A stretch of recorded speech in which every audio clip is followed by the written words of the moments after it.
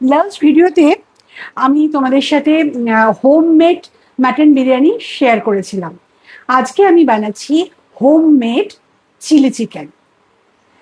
Homemade chilli chicken মানে বুঝতেই পারছো, একেবারে দোকানের মতো অনেক বেশি বেশি মশলা, বেশি বেশি সস এসব না দিয়ে খুব লাইট ভাবে, হালকা ভাবে, নিজের মনের মতো টেস্ট করে একটা চিলি চিকেন, যেটা রুটি বা ভাতের সাথে খুব ভালোভাবে জমে যায়।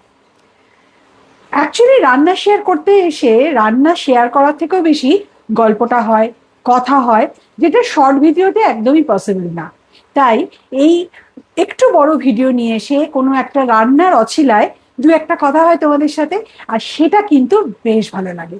তো মোটামুটি বোনলেস চিকেনগুলোকে ম্যারিনেশন করে রেখেছিলাম সারা দুপুর, এখন ওগুলোকে ফ্রাই করছি। হয়ে গেছে, আর কিছুটা পোর্শন ভাজা হচ্ছে। কর্নফ্লাওয়ার, ডিম, আদা রসুনের পেস্ট, একটু নুন হলুদ দিয়ে ম্যারিনেশন করে রেখেছিলাম।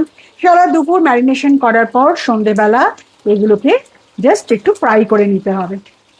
বাইরের চিলি চিকেন তো বেশ ভালোই টেস্টি হয়, কিন্তু সত্যি কথা কি, বাইরের সেই পিওরিটি আর নেই আজকাল, আর হেলদিও ঠিক লাগে না। তাই একটু কষ্ট হলেও বাড়িতে রান্না করে খাওয়ার কিন্তু একটা আলাদাই স্যাটিসফ্যাকশন, তাই না? তাই আজকাল কোনো কিছু খেতে ইচ্ছে করলে বাড়িতেই রান্না করে খেয়ে নিচ্ছি। খুব রেয়ার আমরা আজকাল বাইরে গিয়ে খাই, যেটা একদমই রান্না করতে পারবো না বা সেই প্রসেসটা আমি জানি না, সেইগুলোই শুধুমাত্র বাইরে খাওয়ার জন্য রাখা রয়েছে। বাকি কিন্তু ম্যাক্সিমাম খাবারই আজকাল আমরা সবাই বাড়িতেই বানিয়ে ফেলি, সেটা যেমন হেলদি তেমনি স্যাটিসফ্যাক্টরি। চিকেনগুলো ফ্রাই হয়ে যাবার পরে আমি ওখানে রসুন আর অনেকটা পেঁয়াজ কেটে রেখেছিলাম, সেগুলো ফ্রাই করলাম, টমেটো দিলাম। আর যেহেতু বাড়িতে ক্যাপসিকাম বা বেল পেপার পছন্দ করে না, তাই জন্য বেল পেপার আর ক্যাপসিকামটা দিলাম না। পেঁয়াজ আর টমেটো, রসুন, আদা কুচি দিয়ে ভালো করে নাড়াচাড়া করে একটা সস বানিয়ে রেখেছিলাম, chilli sauce, tomato sauce, vinegar দিয়ে সেই সসটা মিশিয়ে দেওয়ার পর মোটামুটি আমার হোমমেড চিলি চিকেন কিন্তু রেডি হয়ে গেছে। সবটাই ক্যামেরায় আর তোমাদের দেখাচ্ছি না, কারণ না খুবই কমন রান্না, প্রচুর মানুষ এই রান্না করে এবং তাদের নিজেদের স্টাইলে করে। সেই জন্য রান্না যত না দেখানোর, তার থেকেও বেশি আমার যেটা ভালো লাগে সেটা হচ্ছে মন খুলে তোমাদের সাথে আড্ডা মারা। আর সেই জন্যই আমি রান্নাঘরে চলে আসি ভিডিও করতে। আমাকে বাড়িতে বলছে কি দরকার এত গরমের মধ্যে কষ্ট করে, হ্যাঁ একটা অর্ডার দিলেই তো চিলি চিকেন, ভালো দোকানে ভালো চিলি চিকেন চলে আসে।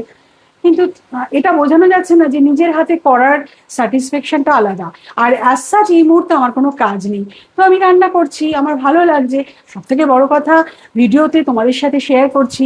আমার তো দুজন মানুষ দেখলেও আমার কাছে অনেক, আমার ক্লোজ যারা আছে, আমার দিদি, আমার বোন, আমার বাড়ির দু একজন লোক, সর্বোপরি আমার মায়েরা যারা দেখবে, ওটাই আমার কাছে বিরাটের। সবাই যারা দূরে দূরে থাকে, তাদের যখন ভিডিওটা পাঠাই, তারা দেখে, দেখে আমাকে ফোন করে বলে, কখনো কমেন্ট করে, এটা তো আমার ভালোই লাগছে, তাই না? এই ভালো লাগার জায়গাগুলো কাউকে বোঝানো যায় না। দূর থেকে মনে হয় যে হ্যাঁ গরমের মধ্যে রাত্রিবেলা এত কষ্ট করে ভিডিও, এক হাতে ভিডিও, যেহেতু ক্যামেরা ধরার আমার কেউ নেই, কেননা ক্যামেরা ধরার মানুষ এখানে সাংঘাতিক ব্যস্ত, সেই জন্য ক্যামেরার কাজ আমি একাই করি, একাই ভিডিও করি। সেই জন্য নেক্সট ডোর নেবারকে আমি দেবো, যেহেতু তো বাচ্চা ছেলেটা একদম স্পাইসি খেতে পারে না, সেই জন্য ওর কথা মাথায় রেখেই আমি নন স্পাইসি একটা চিলি চিকেনটাই বানালাম। খেতে তো ভালোই হয়েছে, একটু টেস্ট করেছি।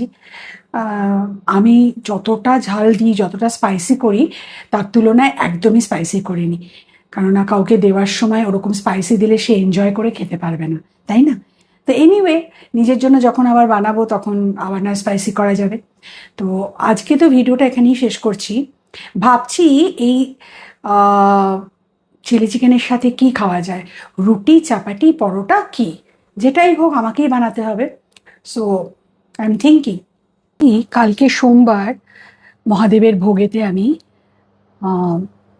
কড়াইশুটির কচুরি আলুর দম করব, কিন্তু বুঝতে পারছি না ভিডিওটা করতে পারবো কিনা, কেননা ভোগের রান্নার সময় ভিডিওটা করা একটু টাফ হয়। যদিও আমি প্রচুর শেয়ার করেছি খিচুড়ি, পোলাও, সবজি রান্না সবই আমি শেয়ার করেছি, কিন্তু খুব শর্ট ভিডিওতে করেছি। এভাবে বড়োভাবে ডিটেলে করা একটু ডিফিকাল্ট, কেননা তোমাদের আমি বলেছি যে আমার কোনো মানে ক্যামেরা ধরার আমার কেউ নেই, আমি নিজেই ক্যামেরার কাজ করি। তো দেখা যাক, খুব ইচ্ছে আছে শেয়ার করার। শেয়ার করা মানে তো আড্ডা মারা, কিছু কথা বলা। তো যদি পারি শেয়ার করব, আর না হলে অন্য কোনো ভিডিও নিয়ে, অন্য কোনো রান্না নিয়ে খুব তাড়াতাড়ি আবার আসবো আড্ডা মারতে। সেই আড্ডাতে কারা কারা সামিল হবে জানি না, আগাম প্রার্থনা তোমাদের সকলের জন্য রইল।